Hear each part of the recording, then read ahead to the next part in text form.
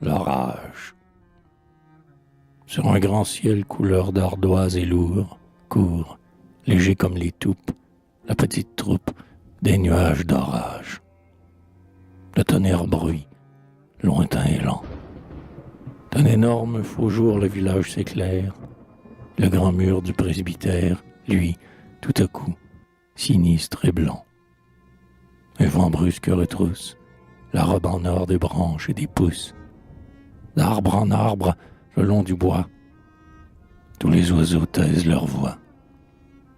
En oblique volée passent les pigeons clairs. Et leurs coups d'ailes affolés font seuls, au milieu du silence, un bruit claquant dans l'air. L'attente, et puis au loin, l'éclair. Et puis l'averse aiguë en fer de lance. Elle crépite au flanc des toits, bondit, rebondit sur les tuiles fêtières, cogne les murs des pignons droits et déborde dans les gouttières. Ah, d'angoisse et désarroi. Portes et fenêtres se ferment et l'on se signe à large croix devant la foudre au fond des fermes. Le métayer, la peur au cœur, regarde au loin sur les étoiles. Les eaux trouer les meules et mordre et battre et ravager les plus rouges pommiers de ses vergers. La fermière qui vient évac, qui supplie en silence le sort, allume, ainsi que pour un mort, la chandelle bénite à Pâques.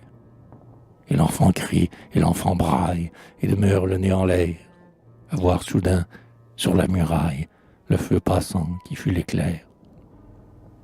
D'abord, c'était du nord, que s'en venaient et giclaient les ondées. Mais voici qu'une nuit immense et lézardée, d'un frisson d'or, monte du sud et surplombe l'espace. Le ciel entier n'est que menace, les nuages cuivrés qui se pourchassent s'entrechoquent et s'allument férocement. Tout le village est tremblement, terreur brandie, panique soudaine. Oh, ces hameaux perdus là-bas, au fond des plaines. Leur sol crevé n'est plus qu'un écheveau d'ornières, courant, noué ou dénoué, vers les rivières. Terre et cieux sont confondus à l'horizon. L'eau flagelle les murs et racle les maisons. Tout tremble, pleure, et geint et craque et se disloque. Le jour a disparu sous des voiles de nuit. La foudre au sud, au nord, déchire l'infini, comme une loque. Et dans les clos, la peur augmente encore. Du milieu de la cour, les fumiers d'or débordent. Un étalon s'est détaché, rompant sa corde.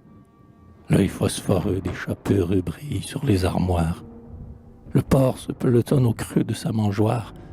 Là-bas, au coin du bois, l'arbre le plus tenace et le plus droit tombe soudain, la mort au rein. Et l'on entend de tels bruits souterrains qu'on dirait que la terre est pleine aussi de feu et de tonnerre. Et toujours l'orage, battant les seuils, trouant les toits, fait rage. Et la plaine et le bourg et les prés et les clos disparaîtraient, peut-être, en un tournoiement d'eau. N'était que tout à coup, un vent rude et sauvage ne repoussa vers l'est la charge des nuages, et dans un coin du ciel n'instaura le soleil. Alors les champs noyés redeviennent vermeils, les métayers calmés, que l'espoir réconforte, s'en reviennent, la pipe aux dents, au pas des portes, causer de ce qui fut leur havre et leur terreur. Les chats, les chiens, les porcs abandonnent leur peur. Un oiseau chante au bord du faîte et la fermière éteint d'un souffle bref la pieuse lumière.